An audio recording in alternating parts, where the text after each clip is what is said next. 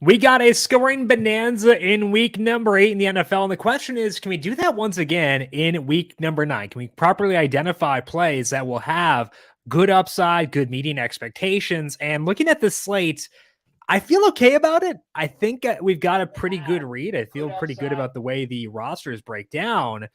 But I got to ask Brandon first what his thoughts are. I think this is a slate that could go a couple of ways. We're going to break down this week 9 main slate and get you set for the main slate over on FanDuel. This is the Heat Check Fantasy Podcast powered by numberFire. That's right here on the FanDuel Podcast Network and numberFire.com. My name is Jim Sonis. I am a senior writer and analyst for numberFire.com. Joined here as always by Brandon Gadula. He is the senior managing editor of numberFire.com. Brandon, I'm still assessing week 9, I would say, which makes sense. It's Thursday morning, but where are you at with regards to week 9 as of right now?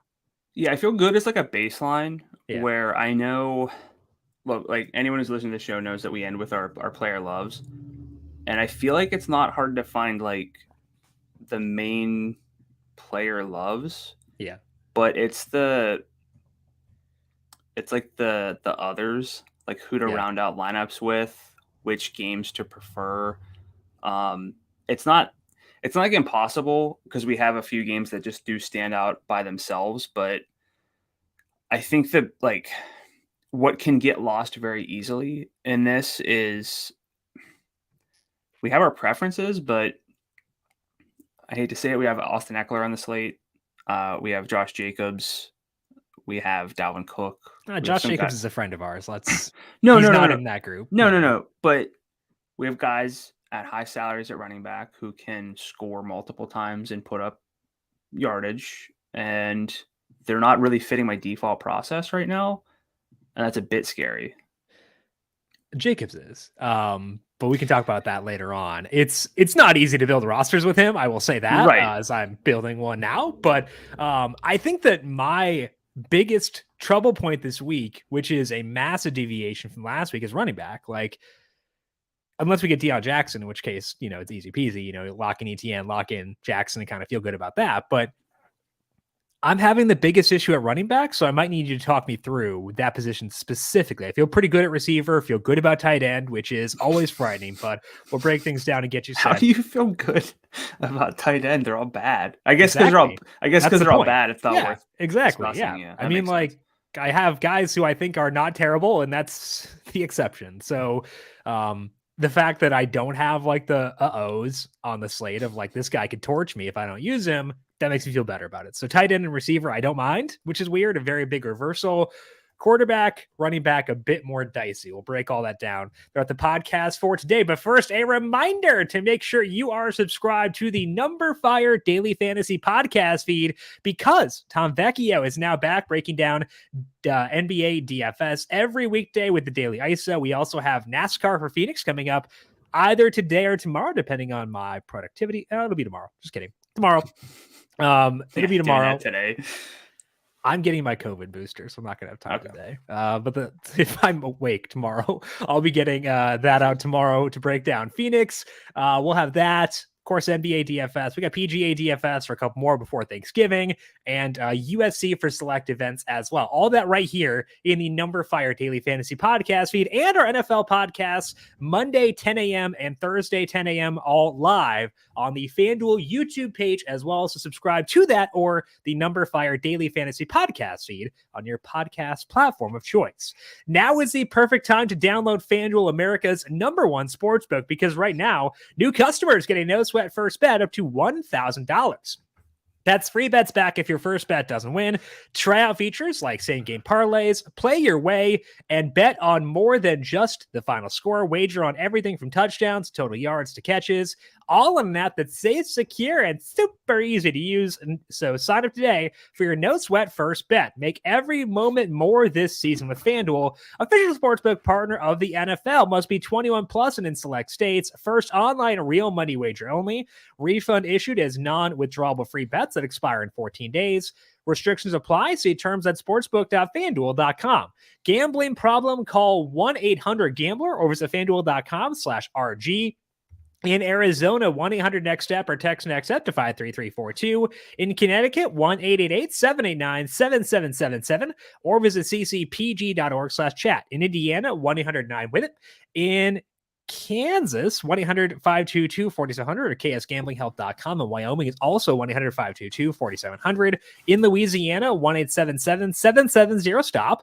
In New York, 1-877-8-HOPE-NY or text HOPE-NY. And in Tennessee, call the red line at 1-800-889-9789.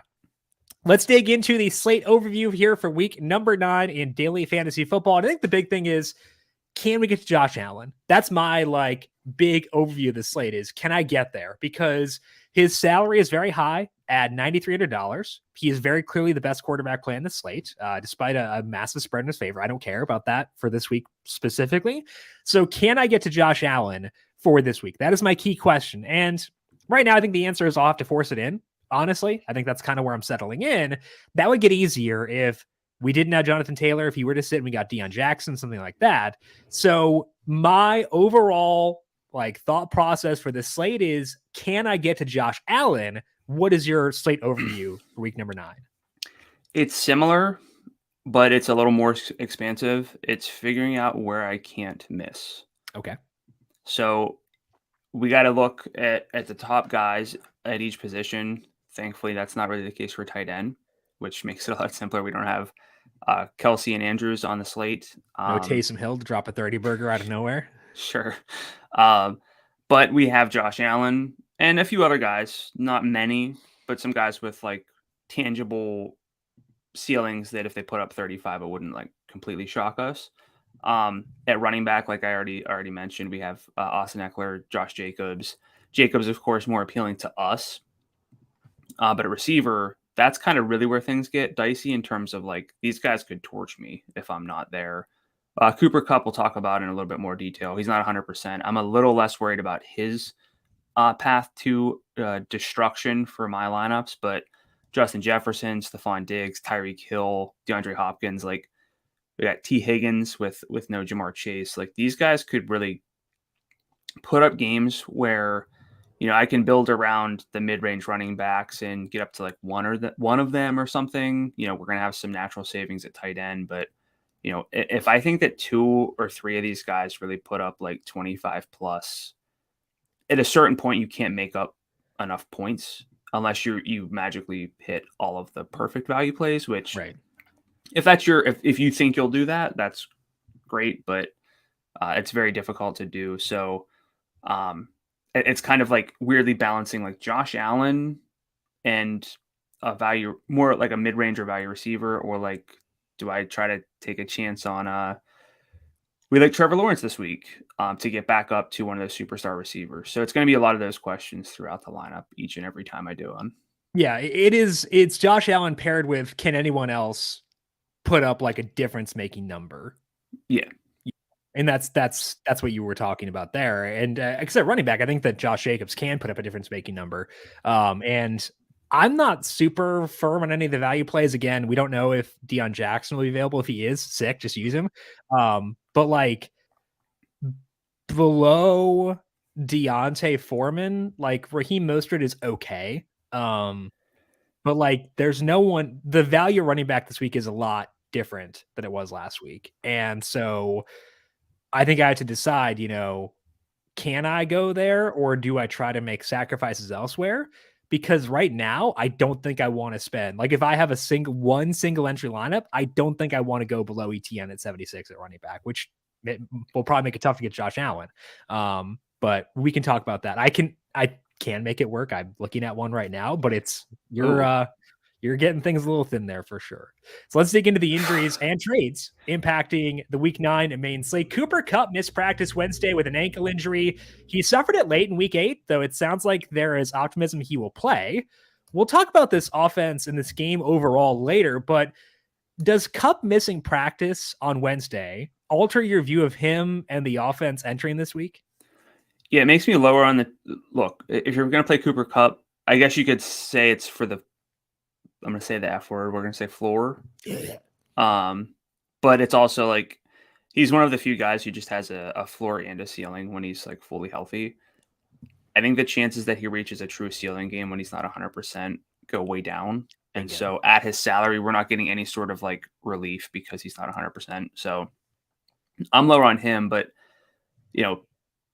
Allen Robinson is wildly oversalaried, even if Kupp misses. I think the running back situation is a complete avoid.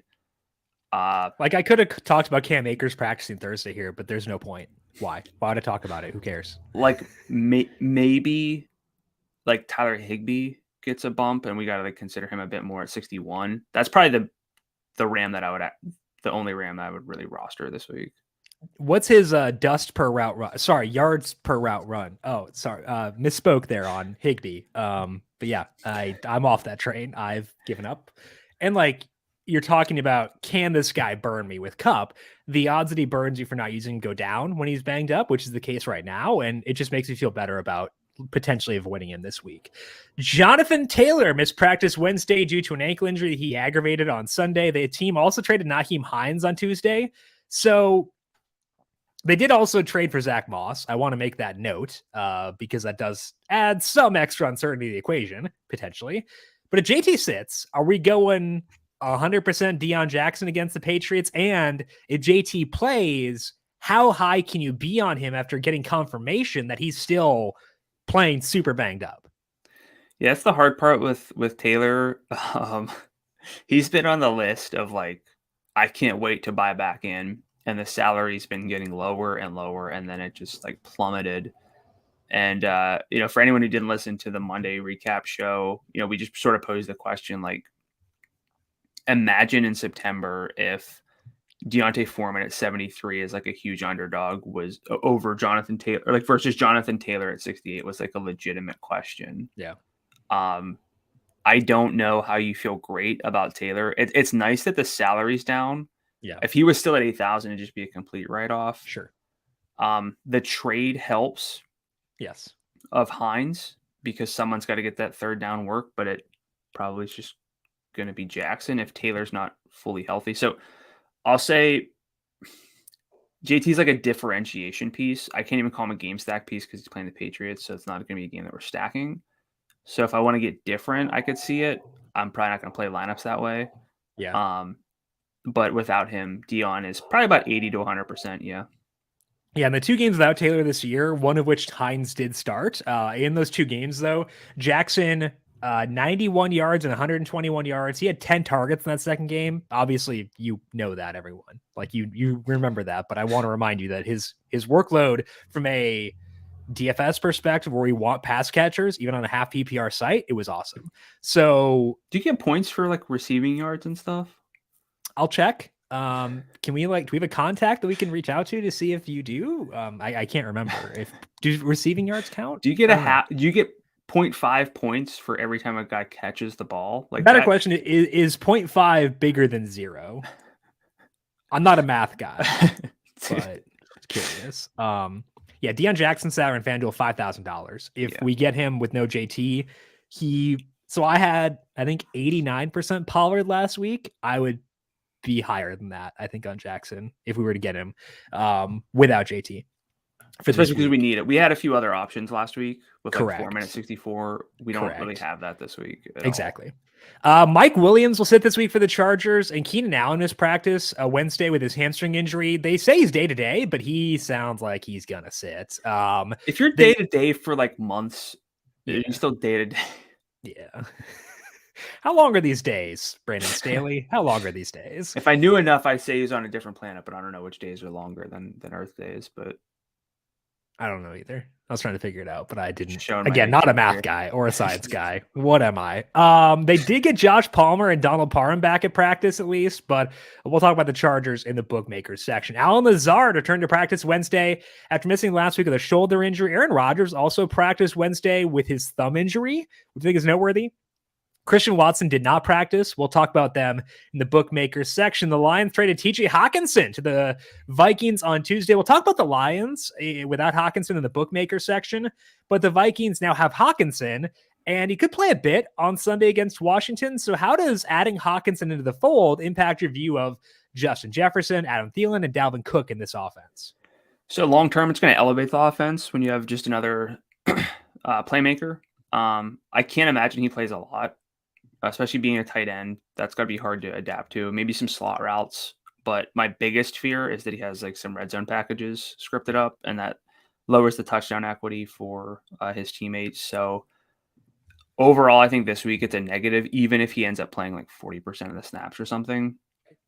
I feel because, like you said, they've been using him in high leverage situations. High leverage, and when he's on the field, he's either involved or very likely to be one of the first reads on a pass play. So they're probably not going to run him out there to like run block. Right.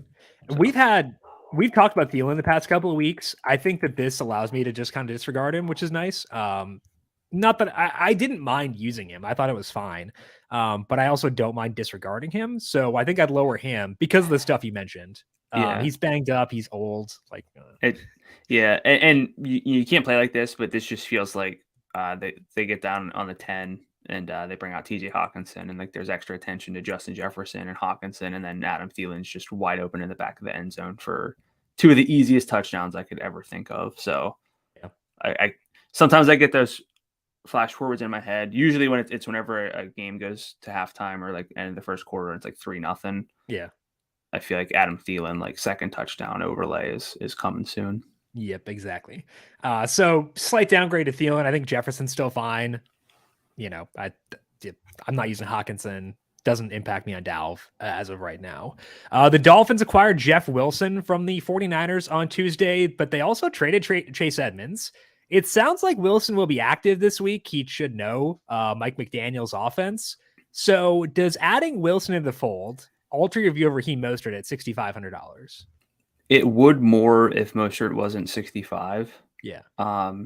He was dinged up early last week, played 42% of the snaps in the first half overall, ended up I think at 64%, but in the second half he returned, played 85% of the snaps for this team. It's clear that like they like him, that they want him to sort of be their guy when they can. Jeff Wilson has 4 career games with more than 3 targets. I don't think that he'll be a complete nuisance in the receiving game. That could help bump up Mostert. Obviously, the biggest concern is that we've seen Jeff Wilson, I'm going to use the word again, but just be a nuisance, like a real menace at the goal line and take touchdowns away. So that hurts. But at 6,500, you could probably get 100 yards from Mostert and some like receiving and be okay, even if he doesn't score. So it's more of a salary-based thing that I'm still in on Mostert because of. I think he's still fine, but this does increase the uncertainty, I would say, because like with Edmonds, you knew they weren't going to budge Mostert's role because they hated Chase Edmonds and he was playing pretty bad. Whereas with Wilson, like he's a viable option. They traded for him. Like that shows intent. It shows they're seeking him out. So I think that the alternatives got better for the Dolphins, which means there's increased uncertainty for Mostert.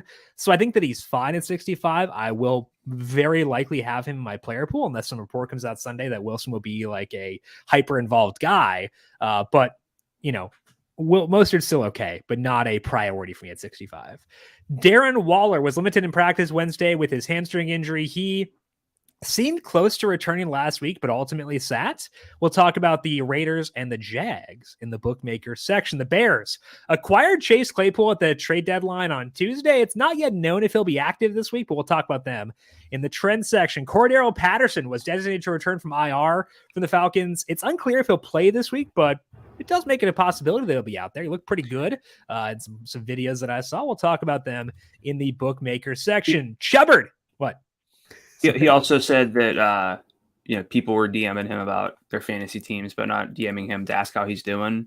So just be nice to don't DM it to begin with. But if you are, just probably be courteous. Like also close your DMs, Cordero. Like, what are we doing here? Don't do that. Like, come on. Yeah, I'm hoping I saw that headline correct. I was scrolling Reddit and I saw that, but I don't want to. Anyway, whoa, I never mind. I retract the question. I don't want to talk about other social media platforms. Anyway, Chuba Hubbard got in a limited practice Wednesday while dealing with his ankle injury. He missed week 8, which helped ignite the Deontay Foreman explosion. So we talked about Foreman Monday, and we were like, okay, negative game script against the Bengals, maybe, depending based on how the Bengals played Monday. Maybe a negative game script that could increase the uncertainty there. we're okay with him at 73 if there's no Hubbard. Not like, again, a priority. I don't want to put words in your mouth, but I think that's kind of where we settle in. What about if Hubbard plays? How do you view Foreman then? So downgrade him a little bit, but honestly not too much. The snap rate for Foreman was just 65%. We saw some other guys mix in a little bit. So there's room for Hubbard to play, but still have Foreman be, what he was last week. And that was very involved when he was on the field. The issue is, do we love guys with a 60 to 65% snap rate above 7,000 on a bad offense coming off of a 3-touchdown game? Probably not. I'm not saying this is like a 1-to-1, but I get like Damian Harris vibes of like, oh, he just scored 3 times. Like the offense is still bad, but he has the potential. He's better than Damian Harris at least. Not but like Damian Harris, but I think Deontay Foreman's pretty talented. Sure, but how do you think he's talented enough to overperform within this offense time and time again? I'm skeptical of the offense on the whole, so I think we're on the same page. I like as of now, even if Hubbard plays, he's very much a consideration for me because I need salary. Who do you feel better about relative to salary between him and Mostert? I think they're very similar. At salary, Mostert, because he's just injected in a very good offense. Okay. I think I agree with you, but I think that they're in the same bucket for me. Yeah, I mean, we did early season trends on like what happens after guys score. Mm-hmm. The salary increases, obviously fantasy points almost exclusively decrease. That's especially true for a multi-touchdown game. I'm not saying his salary like went to 8,000 or anything, exorbitant, but these guys typically underperform even whenever you remove touchdowns. Like he had rushing yards over expectation last week. Like it's not a great situation. So again, this is not like you can't play him because the salary is reasonable this week, but I think I'd probably go Mostert at salary because what is that, 800? That can do a lot. It opens up between Christian Kirk and Zay Jones, and I'd rather have Mostert plus Christian Kirk than Zay Jones and Deontay Foreman. I like Zay Jones too, but I think that's the 2v2 I'd talk up, and I think I'd prefer the Mostert side. So I agree with you. $800 does move the needle this week. Corey Davis missed practice again Wednesday with his knee injury. Without him last week, Garrett Wilson had a really nice day. Elijah Moore is expected to get his role expanded this week. Maybe, who can say? I don't know. What's your read on this offense? They're big dogs, not big dogs. They're big dogs against the Bills. What's your read on them? Yeah, how about that? Like, you can either be a big dog or like you're a big dog. I mean, I like Garrett Wilson. I liked him last week, and I talked about him, and we talked about like value receivers tending to hit ceilings in games with more points, and it's unsurprising, but again, like you really got to be nitpicky. They're also more sensitive to matchup. Mm-hmm. So I don't love that. I definitely don't hate the $5,800 salary though. And his market share is being he's like been one of the constants. Tyler Conklin also has had a good role. That's not like a primary sort of play. Neither of them are. Yeah. But we're going to want to bring things back. And if I'm playing Josh Allen, it's not always in hopes that it's a complete shootout. Yeah. Because he can still do things. Like what did he do against Pittsburgh? Enough. Like 25. Yeah. No, 36. I remember that. If you have 10 Josh Allen lineups, how many of them have a jet on the opposing side? Probably 5. I think that's correct. That's where I'd be as well. And it'd probably be Wilson almost every time. Probably 3 to 4 Wilson, and the other ones like Tyler Conklin because tight end is what it is. I'd probably go Elijah Moore just for funsies as the revenge narrative against his own team. What could go wrong? No, don't do that. I'd prefer him over Conklin personally. Really? But yeah. I don't know. I mean, we don't need to like have huge Tyler Conklin talk, but he's fine. He had 10 targets last week, 7 of them at least 10 yards downfield, which is fun. On 3 of the 4 end zone targets. Okay, that's not bad. He's viable. I know his role. If Elijah Moore's role actually does improve, Conklin's going to lose some of that. But yeah, Denzel Mims not really out there in a lot of targets. It's competition. Okay, neither's more. Devontae Parker didn't practice Wednesday due to his knee injury. Does this give you any interest in Jacoby Myers or Tyquan Thornton against the Colts? I'm generally a Jacoby Myers guy. To be frank, he's the guy you ask me, like we ask about each week, and I'm like, okay, I don't know his salary, but I know his salary is like 66 to 68. I think we did that same. It's not even a bit, but I think we talked about that on Monday's show. But like it's true. He's 68. That's kind of high. Yeah. Especially with Chris Godwin at Chris 67. Godwin 67, Gabe Davis 66. I think Tyler Boyd is probably more attractive at 69. I like Tyler Boyd way more. I think Lazard, if you were to play at 65, I like Kirk. The 6,000 range is weirdly good this week. The issue, though, is like if you play Josh Allen and the 3 running backs we love most, you can't even get up there. So you can get there if you have one value play. Like if you drop down to a Zay Jones or a Garrett Wilson, you can get back up to like low back. 6,000s, not like... No, this is Josh Allen, Gabe Davis, Chris Godwin, Zay. I'm reading off the lineup. Josh Allen, Gabe Davis, Chris Godwin, Zay Jones. Yeah. Tunyon, Big Shot Bob at 5,000 at tight end. Aaron Jones, Travis Etienne. But not Jacobs. The Dolphins. I was saying Jacobs. Right. To get to Jacobs, you need to jump down from Godwin to like Darnell Mooney or something. But yeah. Or maybe. I don't know. I really want to build around that range. It's a good range, but I don't think it includes Jacoby Myers this week. Firm agree. JD McKissick and Jahan Dotson missed practice Wednesday. McKissick has a neck injury. Dotson still... I keep typing out Dotson because of Josh Dotson. He will not leave my brain. Jahan Dotson, no C. Dotson still trying to come back from his hamstring injury. Any value opening up for you if those two guys were to sit against the Vikings? Oh boy, this again. You can say no, it's okay. But like, it's hard just to write it off completely in a game that we like. Do we? Well, like, I mean, with assets we like, if you're banking on Justin Jefferson being relevant, Terry at 72 is hard to justify. Yeah. Your guy Curtis Samuel 56. So in the games they played since the Dotson injury, McLaurin is at a 20. I should probably do the past. Heineke's played the past 2, correct? I can look that up. So in those 2 games with Heineke, 27% share for McLaurin, but that's 8 targets per game because they don't throw a lot. Because why would you if you had Dongle Arm as your quarterback? Samuel 20% target share, but that's 6 targets per game. Antonio Gibson is at an 18% share in those games. As far as deep work, 3 a game for McLaurin, that's not bad. 1 a game for Samuel, which is better than what he was doing before. So I just don't know. I don't feel like there's a ton of upside on that team, honestly. Does Curtis Samuel have... How many rushes does he have? Is that spreadsheet wrong? This is great conversation, but I want to make sure that this is right. As in too many or not enough?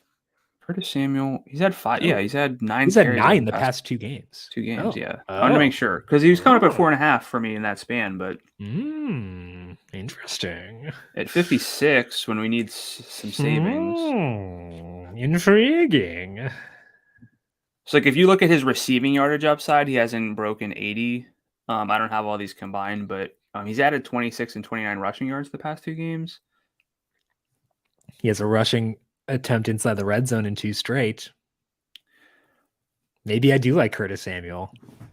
I think if he were above, if he had a 6 in front of his salary, I'd be hesitant. But 56 is quite low on a week where we need stuff. Again, this goes back into like the conversation we had last week. Where was it last week? Probably last week. Where like value receivers don't hit at a high rate, but if they're in games that can put up points, that changes things. I think this game could be fairly high scoring. So I think I should probably consider Samuel more than I had. Yeah. Looks like by my stuff, the 43.5 point total is appropriate. But 43.5 points is also not terrible for 2022, whatever I year mean, it is. yeah, if they put up like 47, 48 points, it's not like. Okay. I'm more open to him now than I was before. So I'm glad we talked about that. I think he's actually pretty viable, which is fun. I'll probably use him now, which is upsetting. Cameron Brake got in a limited practice on Wednesday. That's his first practice since his neck injury. Russell Gage and Julio Jones did not practice. Jones played through his injury in week 8. Got a late touchdown for my single entry teams. And Gage did not play there. We'll talk about that team in the trends section. Let's start things off, though, with the bookmaker discussion for week number 9. Starting off with the tied for highest total on the board. That is in Arizona for the Cardinals and the Seahawks. That's at 49.5. Cardinals are favored by 2 here, and that's well and good. But these two teams just saw each other a couple weeks ago. It was a low-scoring game where the Cardinals didn't show up. They have since added DeAndre Hopkins, but we often see these repeat divisional matchups come up short. So how does this one rank for you in terms of stacking? Rank for me,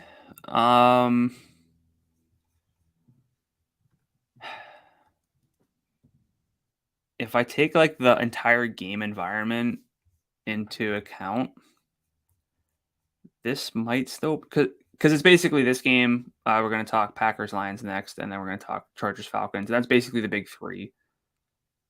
If I take into account like both sides of it, this is probably still number 1. I think if you inject DeAndre Hopkins into a lineup, we've seen positive shifts in terms of efficiency for this team since getting Hopkins back, which is not that surprising. Hopkins also in that first game was not fully up to speed. There were a few miscommunications, so I think there's room to grow. I always shy away from, not like shy away as in like can't touch anyone from a repeat divisional matchup, especially one that's like so close together. But I think that's enough of a wrinkle to kind of throw in that things are a bit different. Yeah. And I can talk myself into one or two Packers for certain. The receivers are their own thing. By that I mean Aaron Jones and Robert Tonyan. So like I think like the sheer amount of guys I could consider in this game puts it number 1. That's probably fair, but like I just feel icky about this one because it's like, the Cardinals. We talk about that's why they're the worst team in DFS because we want to go there, but it's always bad. Yeah, it feels icky. I think that if I were to get the read that these two teams would not be super heavily rostered by Sunday based on the fact that game was so low scoring the first time, I'd be more intrigued. But if you're going to tell me that DK Metcalf, Tyler Lockett will have a lot of popularity, DeAndre Hopkins will, Rondale Moore, Kyler Murray, if they're all going to be popular, I see a lot of paths to this game falling flat, and then I would be very nervous. But I think this is the only game on the slate where I would at least consider both quarterbacks. I'd consider both of them. And that's not true for any other game on this slate. So I think by that, inherently, I have to be high on it. But like, it just gives me the heebie-jeebies for some reason. No, it does. And I think it should. Yeah. But, if you ask me to rank it, that's different than how I feel about it. If I rank it, I think despite the potentials for it to be a little bit underwhelming, it's still number 1 because, like you said, it's the only 2 QB game. I'm not saying I'm going to for sure play both quarterbacks, but I'm, like you said, open to it. We have big ceilings available from these guys. I don't know how it's not better than the other 2 games we're going to talk about, which again are just kind of in their own tier this week. Yeah, so looking at the injury report for this week, on Wednesday, both Tyler Lockett and DK Metcalf practiced. They were limited, but they practiced. I think that's a pretty good thing in terms of their availability for this week. Probably means that they're getting healthier, I would say. The problem is that they're in the 7,000 range. I adore the 6,000 range for once, and I do like T. Higgins at 8,000. I do like Waddle, Hopkins, Tyreek in the 8,000 range. So I like the ranges around them. What are you doing with Metcalf and Lockett this week? Playing them in game stacks. Don't necessarily feel the need to build it around them in one-off lineups or like put them in one-offs, like I'm going to do with Chris Godwin, for example. It's going to be when I stack this game, I'm going to have exposure to them, and I don't think I'm going to be able to get there because like that's going to take a concession to have Hopkins in one of those 2 receivers. That is by default going to have me not playing Josh Allen because I'm going to play one of the quarterbacks. Probably not Josh Jacobs then at that rate. So, it's going to be not my default build. So they're not really going to fit into when I'm building pivots off of what my default lineup is. I agree with that. Rondale Moore, we talked about his role on Monday, how super low ADOT, but he was productive. He's had some yardage upside this year, 92 yards on Sunday. You could debate whether that yardage upside is 85 of them after the catch. Yeah. But he's good. I mean, like, he's a good player. So like, that's not entirely bogus. Sure. He is good, but how many times has he done that in the past, despite being good?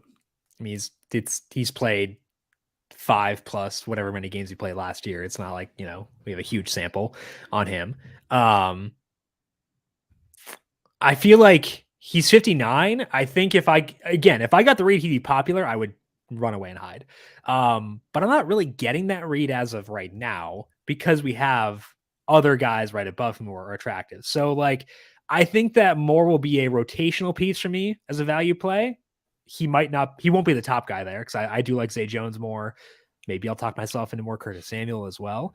Romeo Dobbs is there. Like, I think that if Dobbs winds up being super popular due to the matchup, I just pivot to Moore, and I'd actually feel like okay about that. So I view him as being a pivot off of other potential options. Is he good enough to be that for you?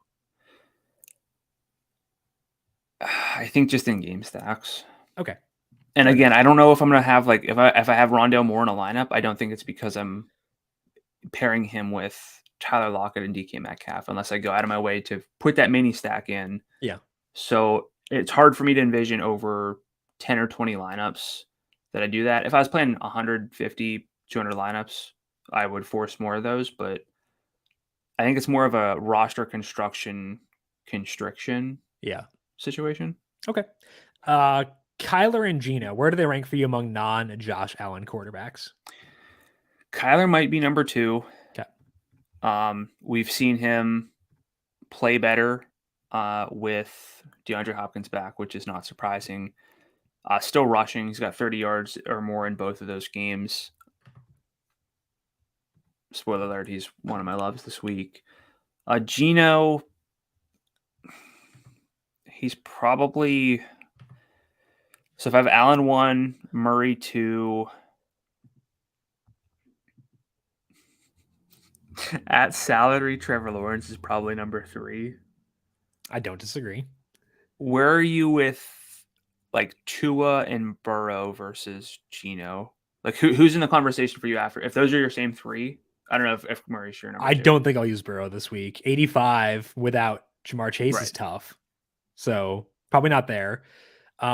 Tua depends on the wind. It's at 13 miles per hour right now, and I'd downgrade him if that sticks. So I think it might be Josh Allen 1, Trevor Lawrence 2.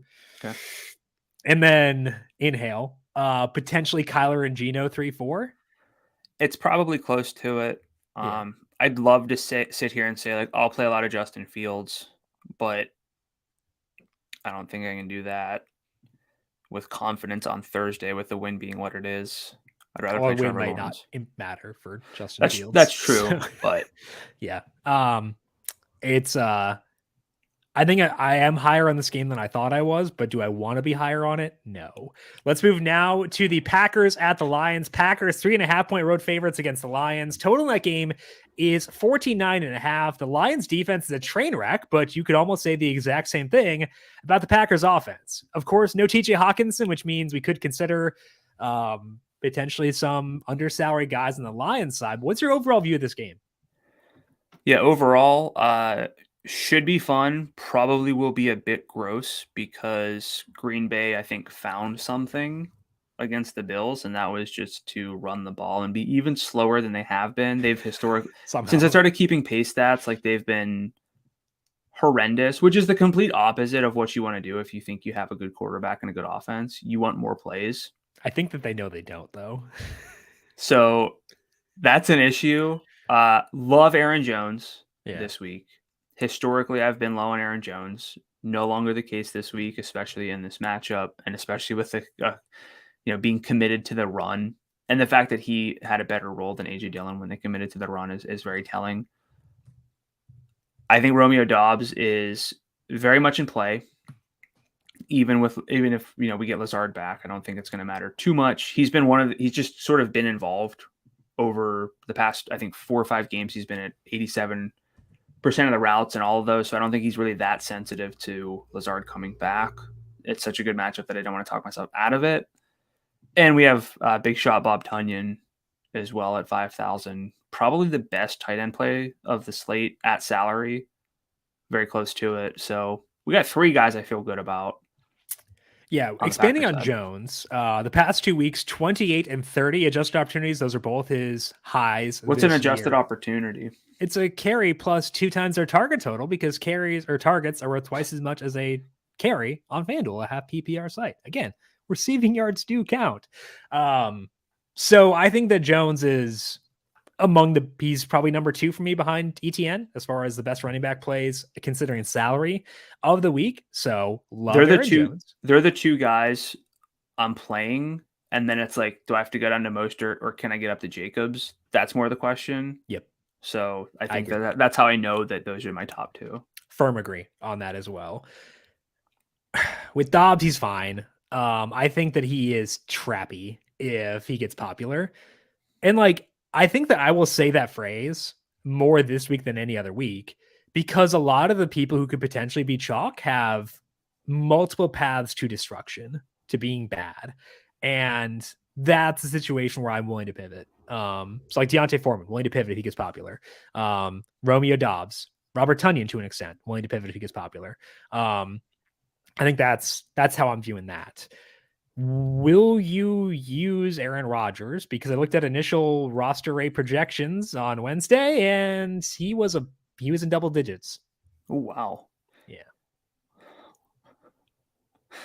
He has maxed out at 17.14 FanDuel points. He's been between 13 and 17 in every game.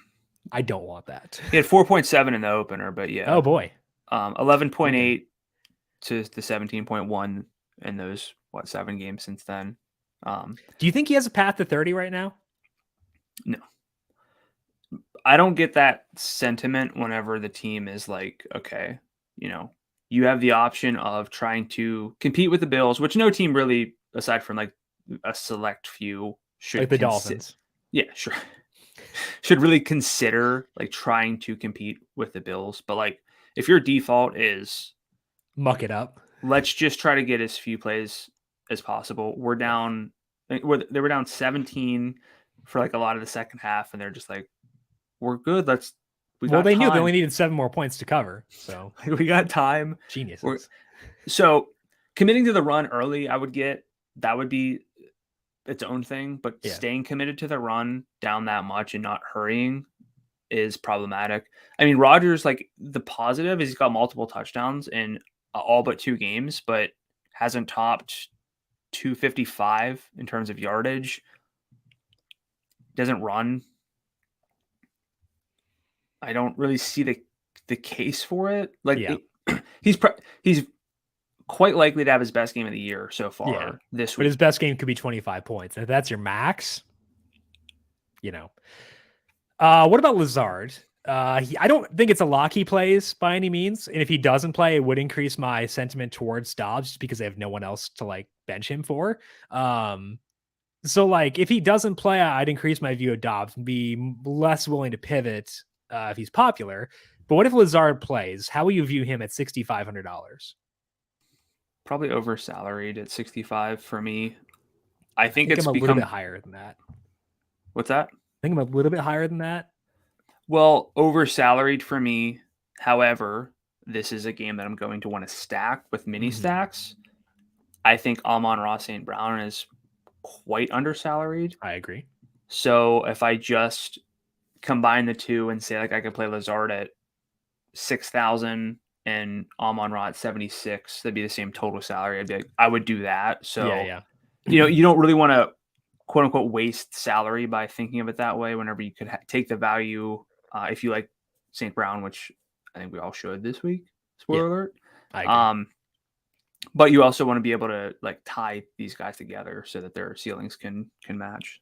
Yeah. With the Lions side of things, I agree that Amon-Ra St. Brown is the best play, I think, by a significant margin. And if I had let's say I had 10 mini stacks of this game. I might have Amon-Ra St. Brown in 9. Because like, what else am I doing? Josh Reynolds is still banged up and kind of isn't that good. The backup to TJ Hawkinson is Brock Wright, but he's in concussion protocol and didn't practice Wednesday. James Mitchell is a 5th round rookie who is next up on the list. He's minimum salary on FanDuel at 4,000, but like, can I reasonably trust him to earn targets when the alternatives are Amon-Ra St. Brown? And, despite not liking Josh Reynolds, Jared Goff has chemistry with him. So can I trust that James Mitchell will earn targets in this offense from the jump? Not really. So I understand the desire to spend down with Wright if he plays or with Mitchell, but I think I'd rather just go with Amon-Ra St. Brown if I'm trying to get exposure to this Lions team. No DeAndre Swift, no Jamal Williams. It's tough on the Lions side of things for me. What if I could interest you in Khalif? Maybe? He's 54. He's had 75 and 76 yards the past 2 games. His past 3 games, he's run 95, 87, 95% of the routes. Counterpoint. 4 targets last week with Amon-Ra being fully healthy. Did have 2 deep last week. Okay. So. Are we getting rid of TJ Hawkinson from this equation? TJ Hawkinson is 4 targets last week. Oh boy. Go nuts. Get crazy. Come on, man. I think you're being too dismissive if you won't consider Raymond in one of the better games of the week when we're trying too dismissive if I won't consider a 29-year-old. Is that accurate? I don't know what he is. I have no idea how cool Khalif Raymond is. He's born in 94. 28. I was 1 year off. If I won't consider a 28-year-old who hasn't had what's his best yardage output in his career. He's had a 23, 24, and 11% target share in game in his past 3. You can nitpick the 11%, but I think that you're, again, being a little bit dismissive. I will probably end up with more Khalif Raymond than most because I will want to bring it back with Aaron Jones or like Tunyon. So, but like, I'm not sitting here saying it's a perfect play and that would you rather have Khalif Raymond as a bring back at 54 for a Jones, Lazard, Dobbs, Tunyon lineup, or would you rather use a guy who like I can't be that high on Zay Jones, but would you rather use Zay Jones or Curtis Samuel? We can't pretend like Zay Jones is completely flawless either. I think it's true. His 3 targets last week. Oh, it's against the Broncos. Doesn't count. Sure, doesn't count. It was in London, Brandon. Doesn't count. Okay. Look, I'm not saying Khalif Raymond's flawless. I'm saying yeah. I'm not going to use him. So that's fine. Yeah. You want to do a bet? No. You're acting like I'm like saying Khalif Raymond is like my all-time favorite play. I'm just saying. Yeah, I'll get a good bet for you. I'm not even going to do Zay Jones. Khalif Raymond or Alec Pierce? Raymond. Okay. Can we do that a bet? Sure. Okay. I'll take Alec Pierce. You can have Khalif Raymond. That's the worst bet we've ever made. That's awful. That's hideous. Oh, his 5 and 4 targets. Wow. He's an alpha. Yeah. The Colts alpha wide receiver versus 28-year-old scrub. On a team with like a 9% pass rate under expectation last week. Yeah. But I'm doing it anyway. Okay, let's finish up with the Chargers at the Falcons. 49.5 point total. Chargers favored by 3. My model shows value on the Falcons side, though.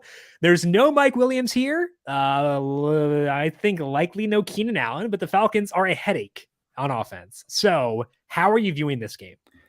We're talking about trap games and games that could go poorly. Jim, what do the Falcons like to do on offense? They like to run the D word football, you know? And what do the Chargers have no ability to do defensively? Stop the D word football.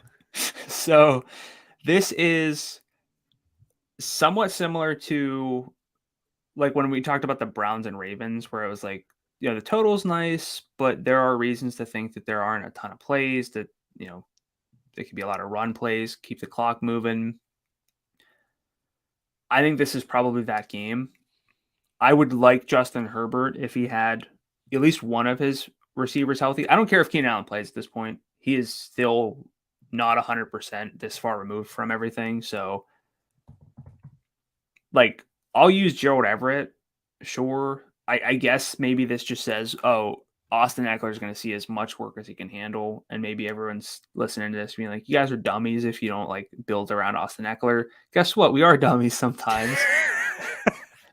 I didn't think that was what you're going to say. Hey, it's true. I mean, we're talking Khalif Raymond, Alec Pierce bets. Okay.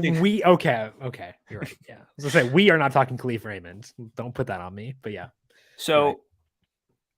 Look, I could see like if I maybe do like Eckler, and we talked about some reasons to be a little bit higher on Kyle Pitts. I hate his salary at 6,300. His role has changed in recent weeks. The market share is up to 35%. The ADOT's down, so he's getting more like he's less volatile. Yeah.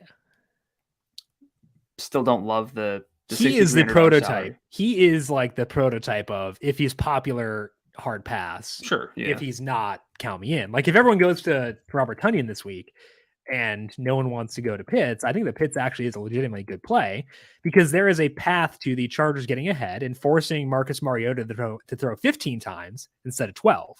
So like there is a path to them that 35% target share leading to meaningful targets. And that's enough for me to like consider him. And it's enough for me to consider Drake London because those targets could easily go his way too. We shouldn't just assume that Pitts will retain a 35% target share. I think that it's fair to think that he'll have a very high target share, but if they do throw, it could wind up benefiting London too. So I would say he's similar to Garrett Wilson last week, where it doesn't feel good, but like, you know, he's a good football player. He has a low salary. There's a path to them throwing a bit more than usual. So I would say both Pitts and London are considerations, but I cannot make either a core play because I know this team fundamentally does not want to throw the football. So 2 questions for you. Sure. 1, rank these 5. Okay. Drake London, 56. Okay. Curtis Samuel, 56. Alec Pierce, 55. Zay Jones, 55. And I'll throw in Khalif Raymond, who I know is dead last for you. He's dead last. 54. Pierce is 4th. I tried to put Pierce in there to make it more even because I know that we like Zay, Samuel, and London more. So between Zay, London, and Samuel, I might go Samuel last, like 3rd. It's tough. So this is the exact kind of conversation that like why I want to do the value receiver trend, because like, oh yeah, you could play all these guys, but statistically most of them are going to be bad plays, right? Yeah. Now maybe one of those 5 are good plays. You'd be like, oh, I should have built around like value receivers. But which one will it be? Which one will it be? Yeah. They all have tons of issues. So you're saying Samuel last? I think I go Zay, then London, then Samuel. But I don't feel good enough to make any of them like a standout play. So I think this is a situation where I just rotate through those guys. Frankly, because of the carries, I might have Samuel first. That's fair. I can't push back on that. A lot of coin flips. And then the second question was like better stack for let's say a single entry tournament. Sure. Josh Jacobs and Zay Jones. Okay. Or Eckler and Drake London. That's not quite the same salary, but same sort of thought process. So I like that game more. I like the Jags game more. So I would go Jacobs and Jones. And probably, I guess, Eckler's probably going to be chalky if possible. So, okay. I think Jacobs will be too, but that's fine. So I'd go Jacobs. Would you go the same? Yeah. Okay. But knowing that I can play London and Eckler makes me think that I might have some Eckler after all, even though the salary is really high. Yeah. Yeah. I'm higher on Eckler than I've been the entire year. Right. But like if we get Deion Jackson as a value running back, that makes it a lot easier to get to Eckler. Yeah. So, but I also think I'd rather use the savings, like use Jackson, Aaron Jones, Travis Etienne, and then have more ability to get to Tyreek Hill and guys like that, and Josh Allen, stuff like that. I think that I'd rather use the savings there personally than elsewhere. Okay, let's dig into our trend section for week number 9. Starting off with that game, Brandon, I kind of think the Jags are fun. Talk me off the ledge. Talk me out of having a lot of Jags lineups this week. Talk me out of it, please. I don't think I'm going to do it because I'm talking to Jaguars against one job. Jaguars against bad pass defenses. So some teams are matchup dependent, and that's fine. There's nothing wrong with that in terms of fantasy football. Totally works. It's very likely that Trevor Lawrence and the Jaguars are still pretty matchup dependent. Lawrence overall this season has put up 0.9 passing net expected points per dropback. NFL average is 0.07, so that's 0.02 above. You mean 0.09? You said 0.9. I was like, oh my gosh. Man, that'd be pretty sick. But no, if he was a 0.09, we would all know. You're projecting forward to Sunday when he puts a 0.9. Yeah. So, okay, cool. I got you. Look, decimal points are hard for me. I'm an English major. No, you were looking forward. I get it. I get it. I've been there. This week he gets the Raiders, who are 31st in adjusted pass defense, according to numberFire. Lawrence has four games against teams that are 20th or worse in adjusted pass defense. In those games, he's at a 0.16 passing net expected points per dropback, so more than double the NFL average, and that's still above expectation, even if you adjust for the opponents that he's played. 255 yards per game. However, just 0.8 passing touchdowns per game. The efficiency, though, implies a much better expected passing touchdown rate, so I don't want to knock him down for that because he's been efficient in those. The Raiders also 27th in pressure rate. Lawrence is yet to play a team currently ranked worse than 18th in pressure rate, according to Next Gen Stats. Again, I think there's reasons to like this offense, and Lawrence himself at 6,800. He's also got viable stack options. I'm not going to look at like defense-based matchups for like market shares because it's not the best way to do it. But in 6 games with Zay Jones and Marvin Jones, Christian Kirk has a 21% target share to lead the team at 7.8 per game. Zay is next at 7.5 targets per game. That's about 20%. Marvin's at 18%. Evan Ingram at 17%. So the most stable workload belongs to Christian Kirk. And we're talking about Zay Jones a lot, but we both firmly rank Christian Kirk above.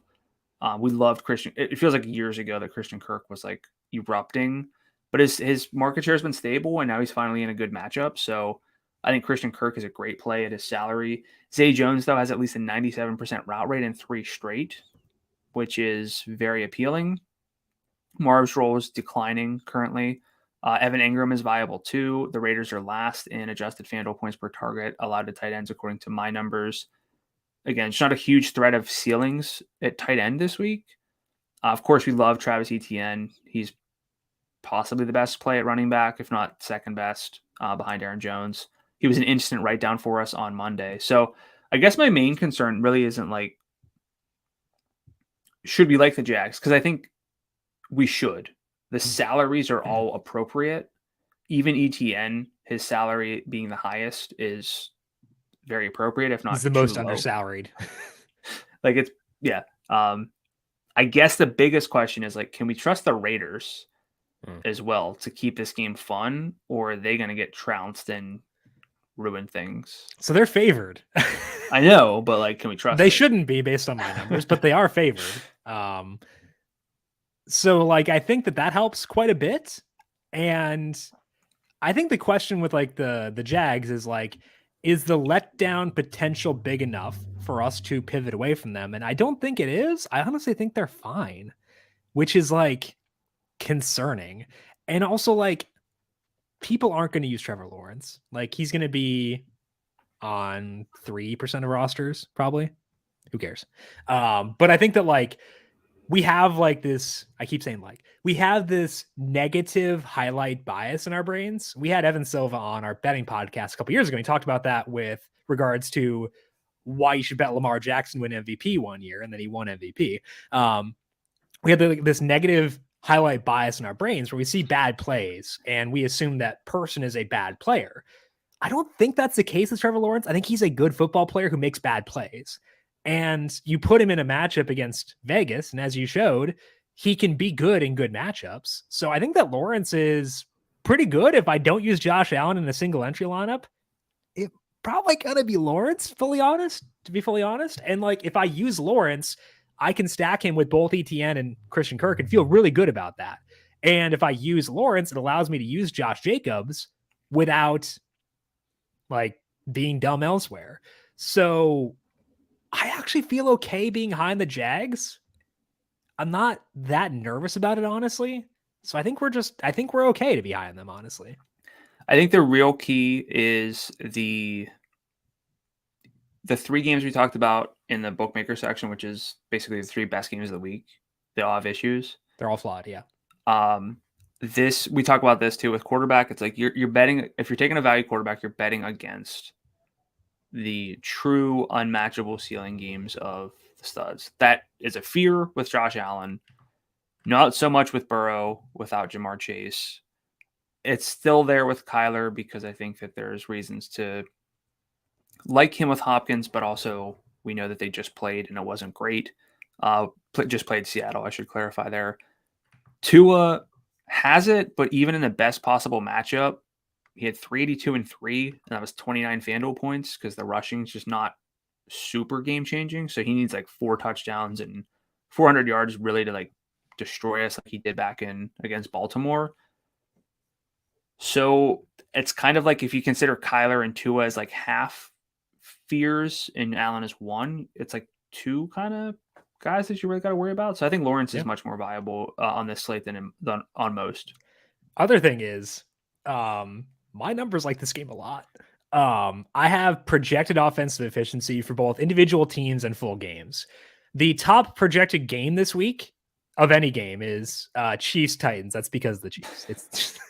It's just because of the Chiefs. But number 1 in the main slate is Raiders Jags in terms of projected offensive efficiency. Individual teams on the main slate, you got Buffalo 1, obvious. 2 is Green Bay because of matchup.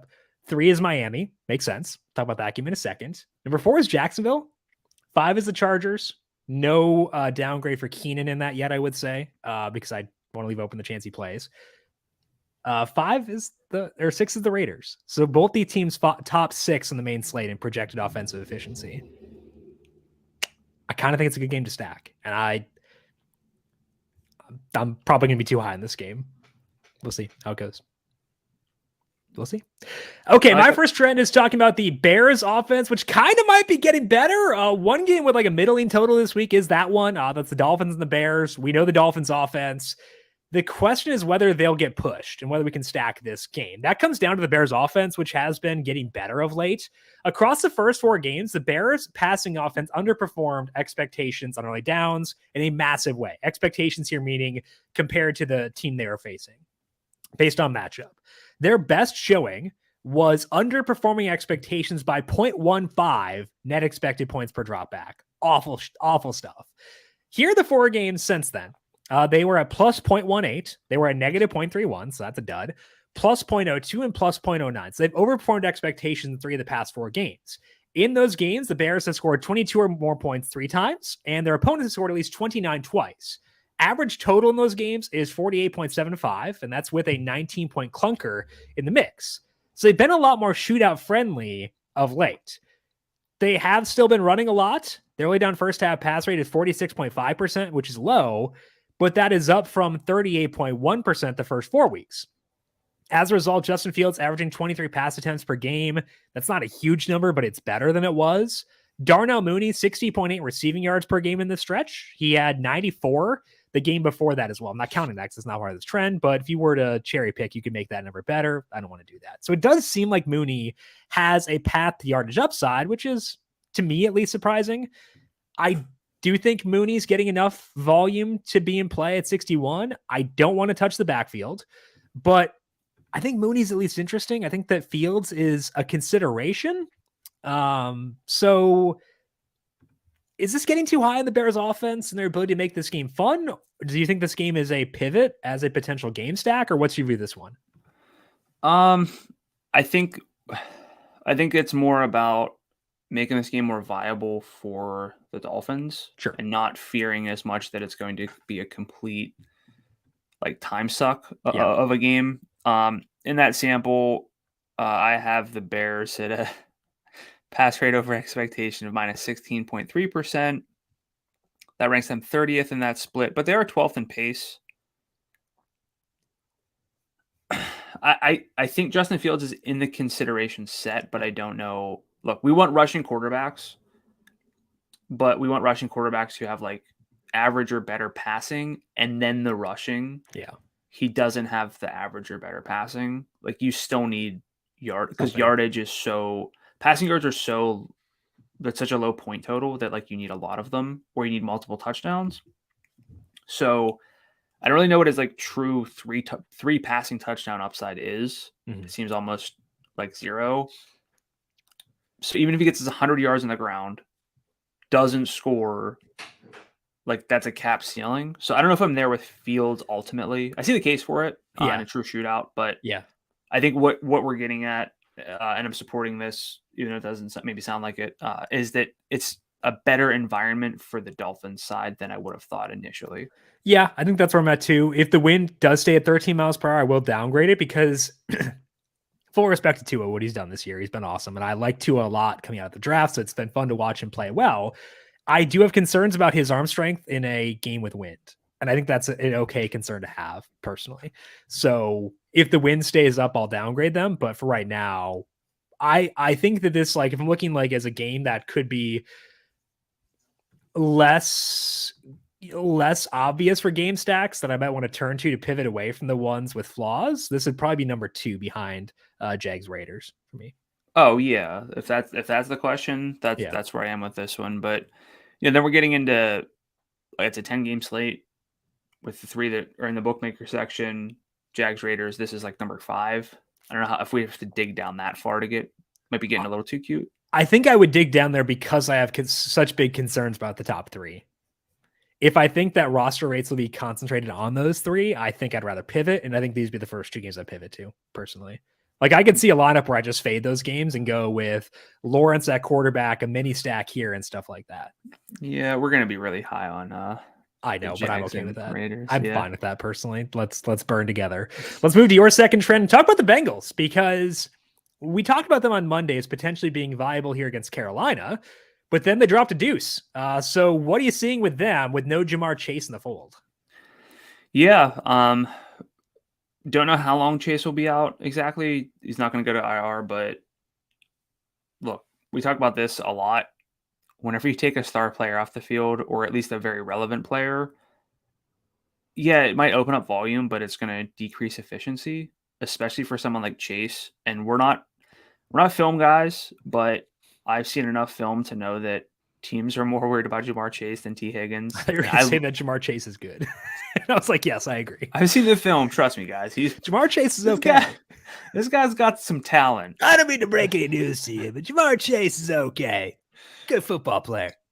But it's very clear that we love T, and this is not a swipe at T, but he's very helped out by the fact that teams are concerned about Jamar Chase.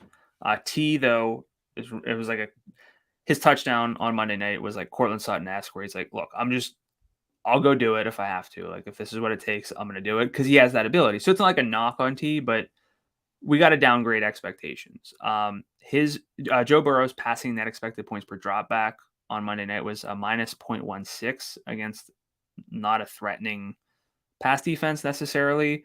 He had a 5.9 yard ADOT. The overall like yardage and stuff and touchdowns were decent with 232 and 2, but again, what, like 40 of that came on a T. Higgins. Like, I'll take it from here, Joe. Like, thanks. But he had a 12.5% sack rate. It's tough. He has the highest pressure to sack rate conversion allowed of any quarterback in football. Like, that's a problem. Now, Carolina is just 24th in adjusted pass defense. They're second in adjusted rush defense. So they're a funnel defense, if we all remember that term for whenever that was a craze. They're also just 14th in pressure rate, but I think Joe Burrow's never met pressure that he would like to turn into. So I don't think we should like panic based on what we saw on Monday night. But I also don't think that we should feel great necessarily. And the salaries are up on these guys. Notably, Joe Mixon did lead the team with 9 targets. That was 27%. T. Higgins had 6 for 18%. Tyler Boyd, 15% target share. Boyd, though, 4 downfield targets, which for me is 10 yards downfield or longer. His ADOT was 11.5 yards. I think that's pretty fun. At 6,900, I think Tyler Boyd is the most likely Bengal I will get to.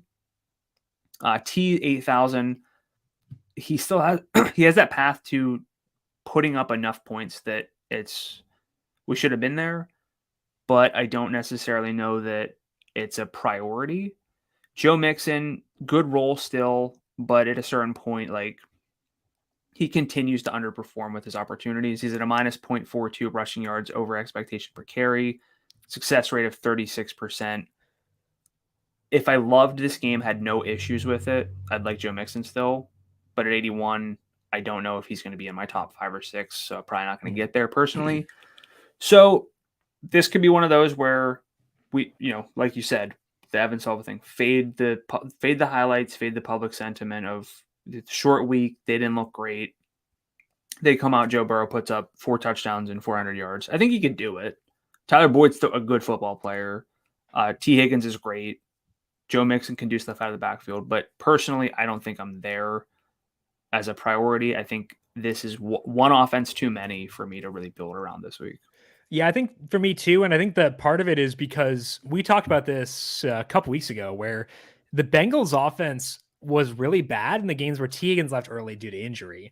And now you take away, like you said, like their 1A versus their 1B, and it's going to get worse. And so like, I feel like because we've seen it now 3 games this year where their offense is cratered when one of those guys has been hurt, that's enough where I'm okay being lower on them.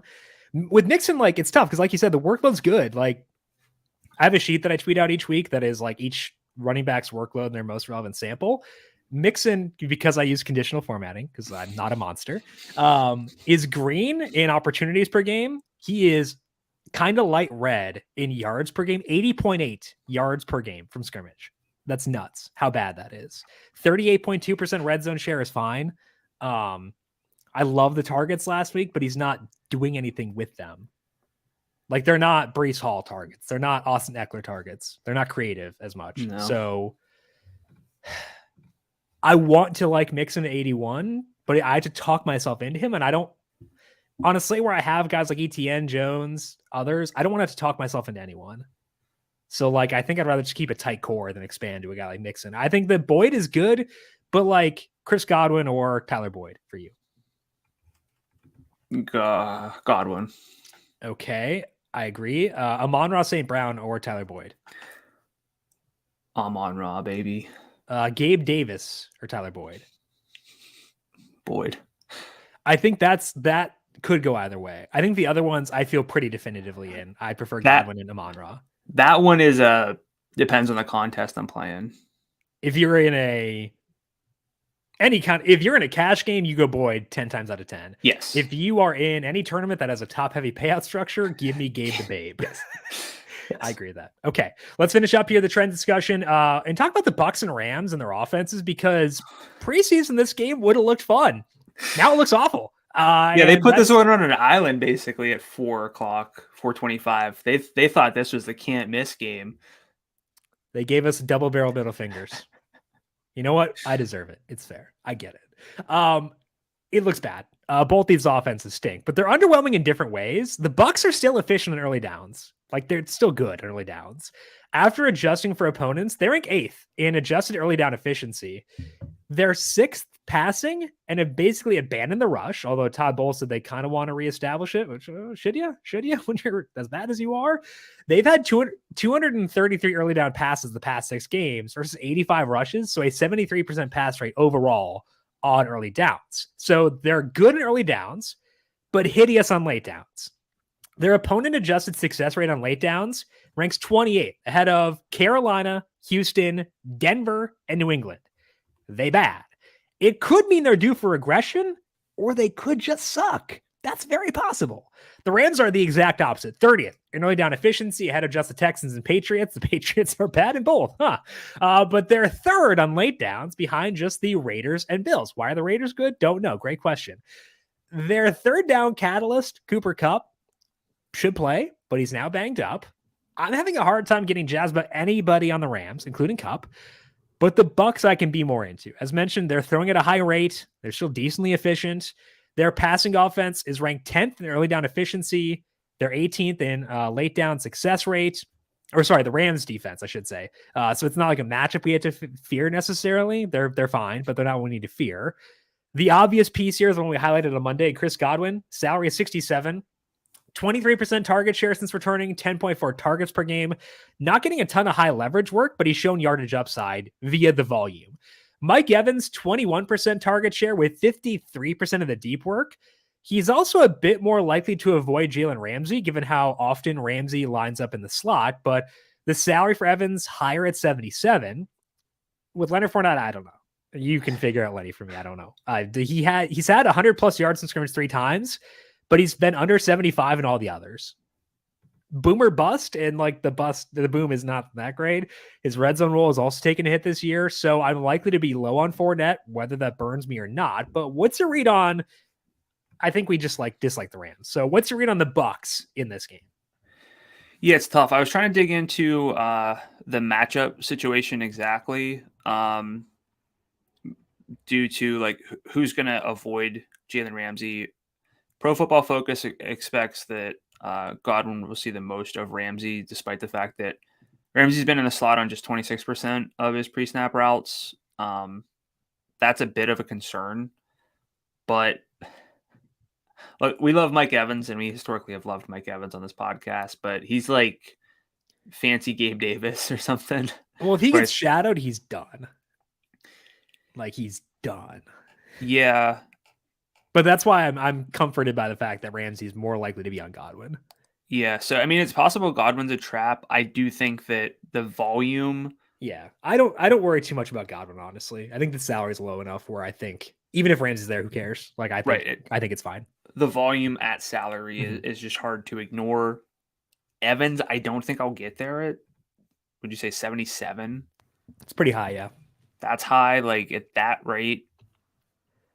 Like Evans or Lockett / Metcalf. Lockett or Metcalf. Evans or Jalen Waddle at E2. Actually, no, I'd rather go Evans there, I think, actually. I think I'd go Evans. Evans also, or T? Evans. I feel pretty good with Evans there, but I just don't think I'll be in this range that much. If I am, it'll be with Metcalf and Lockett. That's the thing is, we talked a while ago with getting those guys in. It's going to be a different lineup build from what's normal. What about Lenny? Yeah. So you said earlier that it drops off after Foreman, and I agree with that. But then Fournette is the one guy in that range who has some appeal. Single-digit carries the past 2 games. You don't love that, and just the 3 targets. So the workload's not great. It has the potential to be better. Trying to think of a good comp of like, I don't want to put words in your mouth, but I think you called him like Devin Singletary-esque a couple weeks ago. Yeah.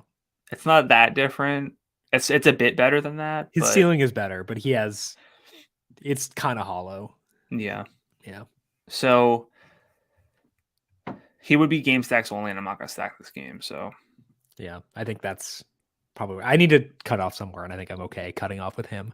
Weather for this week, actually, there is a lot of wind. 13 miles per hour in Chicago for the Bears and the Dolphins. That's the worst one as of right now.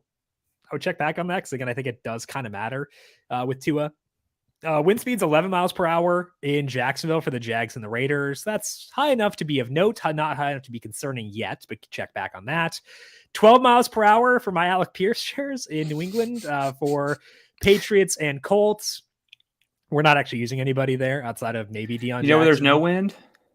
In a dome for who is the person I was betting against? Oh, yeah. 10 mile per hour winds in New Jersey for the Jets and the Bills. Don't care for Josh Allen. And then 10 miles per hour is like well below his average, if I had to guess, for wind speeds. 11 miles per hour in Tampa for the Bucks and the Rams. So check back on those later. Nothing red flaggy yet, except for Dolphins, Bears. Maybe that'll go down, though. Let's go now position by position and break down our favorite plays on FanDuel for this week. Brandon, at quarterback, who are you zeroing in on? So a quick caveat that I want to play Josh Allen if I can, but I think that's all like obvious. Not just, I don't know if he's in your loves, but he is. He's worth talking about in detail, but he's my number 1 if I can get there, but I don't know if I can get there in every lineup. So I like Kyler Murray this week. 82. We're going to go back there again. In his 2 games with DeAndre Hopkins, he's averaging 265 passing yards and 2 touchdowns. Average efficiency, also 6 carries per game for 33.5 yards. Seattle, not a great adjusted pass defense. I know it's a second time around matchup, but I'm actually less worried about the Arizona offense because they get such an impactful wrinkle thrown in here with Hopkins. So I'm good with that. And my second love, so technically third love behind Allen, number one, is Trevor Lawrence at 68. We laid out the case for him in detail already, but the Raiders have also let up 229 plus passing yards in every game this year. The 229 was last week, whenever they just got demolished. So that was Andy Dalton. So like, it's really hard to anticipate a horrible game efficiency wise from Lawrence. The Raiders have allowed they've held just 2 passes below league average in a single game in terms of efficiency. So seems like it's a good spot. I'm asking you this only because I think people might ask this, but you're okay with Lawrence and ETN in the same lineup, correct? Correct. Cool. I am as well. My first love is Josh Allen because I think we just need that upside. It is a big divisional game. So although it's a 12.5 point spread, the Jets are just a game and a half out in the AFC East. Like the Bills actually do need this game. The defense for the Jets isn't bad, but that might keep things a bit more competitive, which isn't a bad thing. $93 is doable if you're willing to roster some lower salaried receivers or tight ends, which I am. So I think that I can get there with Josh Allen. My second love is Trevor Lawrence. The Jags rank 4th in projected offensive efficiency by my numbers. Again, I mentioned that before, in large part due to the matchup, but defense is actually downweighted in that equation. So it's not over accounting, I don't think, for how bad the Raiders defense is. Lawrence, like you said, has played well in plus matchups this year. There aren't a ton of guys in the mid-range who can burn me at quarterback. So I think having Lawrence at 68 makes a lot of sense. It allows me to get to some really fun pieces, and I'll take that for sure this week. Going to running back, what do you like there? I'm going to start off with Aaron Jones at 78. The role's been a bit up and down, but last week the Packers committed to the run. He had twice as many carries as A.J. Dillon, target gap of 5-1 on 4 more routes. Detroit, horrible against running backs, 30th or worse. And rushing at expected points per carry, rushing success rate, and adjusted FanDuel points per carry allowed to running backs. And also 23rd in adjusted FanDuel points per target. So hard to draw one up any better than that. Second love, Travis Etienne, 24 carries, 156 yards last week, 107 expected rushing yards. So like, you want guys who overperform, and he did, but that's also like pretty solid there. 86% red zone rushing share, 3 targets, over half the routes. Again, hard to find a much better role than that in 2022 for a running back. The Raiders are decent against the rush based on my numbers, but not against receivers out of the backfield. So I think ETN and Jones are just the 2 guys I'm going to have the most exposure to, all things considered. And then my third love is going to be Raheem Mostert at 65. He really helps me get to Josh Allen, who, again, is technically my favorite quarterback play and the guy I'm trying to get to in like cash games and single entries. I think that the upside is worth it.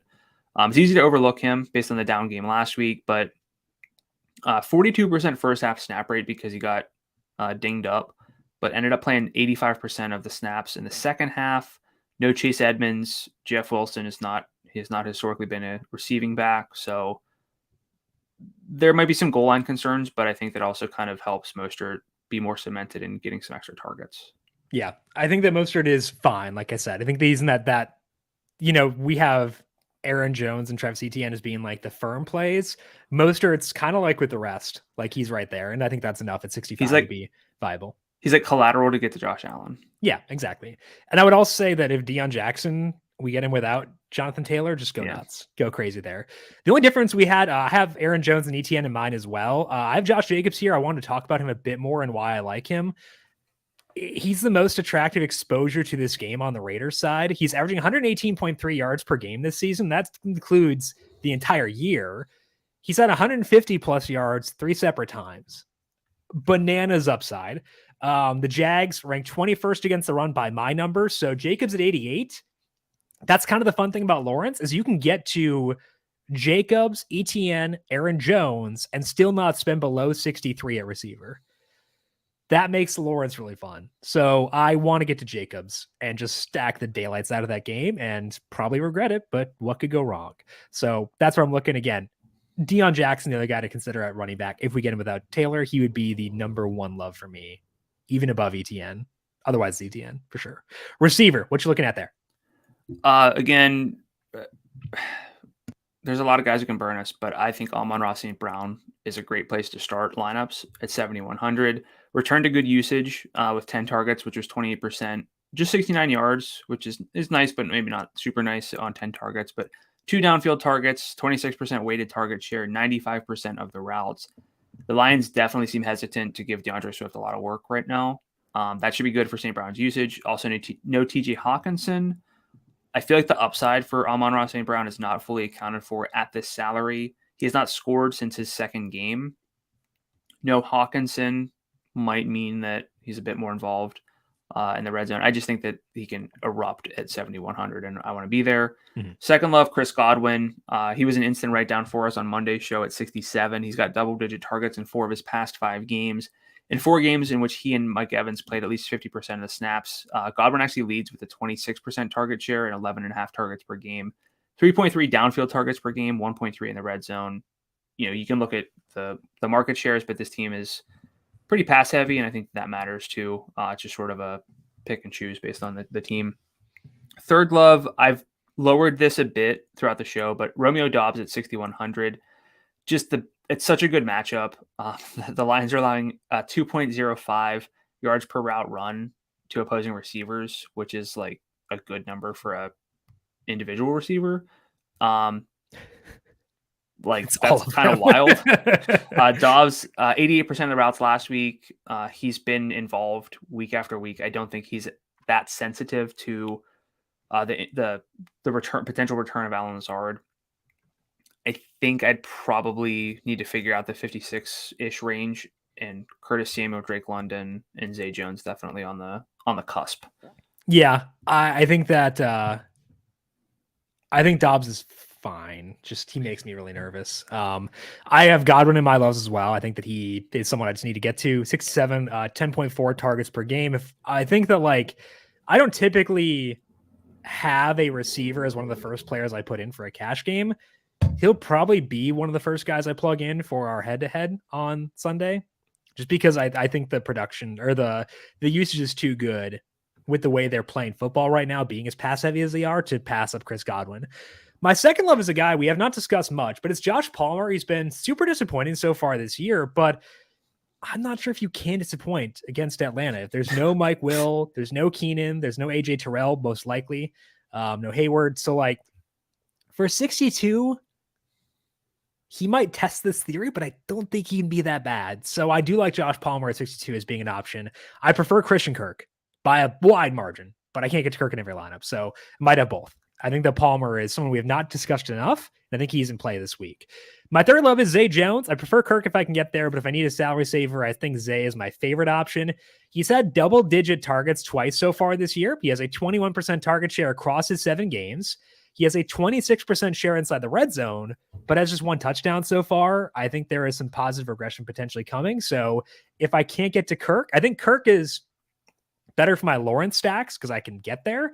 But in my Josh Allen lineups, I'm more likely to have Zay Jones just because I need the salary savings. So prefer Kirk, but will take the savings on Jones when I need them most. And in your Josh Jacobs lineups. Yes, that's a very good point too. Although if I use Lawrence, I can use both Kirk and Jacobs and ETN. It's great. Tight end, what are you looking at there? Another potential option in those stacks, Evan Engram. They're facing the 31st ranked adjusted pass defense. Vegas is last in adjusted FanDuel points per target allowed to tight ends. Engram has a 20% plus target share in 3 of his past 4 games. There's really no fear of true eruptions this week at tight end, so I'm good with that. Second love, probably my first love, but we list them by salary always. Robert Tonyan. Sort of a similar case with Dobbs, where it's kind of hard to envision where he'll completely disappoint unless Green Bay throws 10 times, which is a bit aggressive, even if they're run heavy. Detroit 31st in adjusted FanDuel points per target allowed to tight ends. They also allow a league high target per route rate to tight ends, which will depend on who you're playing against, but at a certain point probably shows something about your defense too. Yeah. I have Tonyan as one of my loves too. The role has been a little bit better recently. I think that's intriguing. I do love the matchup. He's low salaried exposure to a team that is pretty frustrating. If I'm going to go at that situation, I'd rather get there with less salary allocated. And Tonyan allows me to do that. So I would say he's pretty attractive as well. You think that Engram is I probably would have made fun of you. I did make fun of you for talking about Engram. Oh, yeah. You've made fun of me numerous times for discussing Evan Engram over the years. It numerous times? Oh, Yeah, well, over the yeah, because he's years. terrible. Like, I don't think that that's that egregious. But like, I'm pulling up yards per route run right now. Where is he? Oh, I'm scrolling more than I thought I would. Oh boy. Okay, so he's at 1.4 yards per route run, which is about average for a tight end, but average on this slate is probably okay, 52. So I think he's fine. My other guy I mentioned here, my loves, is Gerald Everett. Potentially no Mike Williams or Keenan Allen. He has a 15% target share this year with at least one of those guys playing in every game so far, with a 19% share inside the red zone. It's a great matchup at 58. I typically am vehemently anti Gerald Everett, but this week I'll use him, and I'm probably going to regret it, but whatever. Maybe I'd like Ingram more. I'm not sure. I think Ingram's pretty okay. I know, you can be right. It's fine. I can admit that you're right sometimes, accidentally. First time in Also, 6 years. again, check roster rates if you have access to them on Kyle Pitts, because if he's not going to be super popular, I think he will be. But if he's not, I'd like him. So check back on that as well. Defense, your favorite. What you got? I always try to find a different one from you, but I couldn't. My model likes Miami too much to recommend anyone else as the top play. Wins up. Justin Fields has a 5.3% turnover-worthy play rate according to Pro Football Focus. It's the highest of any qualified quarterback. To his second, by the way. Just making a Bears note. defense is 3,000. I thought about that. Fields, the second highest pressure to sack rate conversion allowed on the slate. Joe Burrow, number 1 there. You do see higher average win speeds in defenses that wind up in perfect lineups than others. So I think that Chicago is at least in play at 3,000 if the win stays high. I think that Miami's my favorite. They're my love as well at 36, but I think that they're in play for that. Other defenses to consider, I'm trying to find other ones. Like, nothing really jumped out, at least in the range that we don't spend up for defenses. Do you consider the Commanders in a revenge game against Kirk Cousins? Like, is it because I feel like it's not really, like, he played well for them, so I can't consider it a Commanders revenge game, just a Kirk revenge game. They're like decent, but yeah, nothing jumps out aside from Miami. Yeah. Could you consider Carolina at 33? I thought about it, but no. Yeah. I did give it thought though, because like it's Brian Burns against a terrible offensive line and Joe Burrow who takes sacks. So like I think there's merit to it. I don't think I'll get there, but there's merit to it. I would also say that the Seattle and Arizona defenses are both at least viable. Would prefer Seattle because they've been playing pretty well recently, and Kyler can do some dumb stuff, but I don't want to use a defense against Geno because that feels rude and wrong. But I can use a defense against Kyler. That's fine. Also, Green Bay's defense is 41. I think that's yeah. fine. I would use them as well. Alrighty. Any final words of wisdom before we send off the good people to construct their profitable FanDuel lineups for week number 9? A lot of different ways you can go. Jim and I are pretty aligned, which has sort of happened a lot recently, but you might be sitting there saying, why are these guys not talking about like Justin Jefferson or Stephon Diggs or Tyreek more, or like, why are we not prioritizing DeAndre Hopkins? Like, I get it.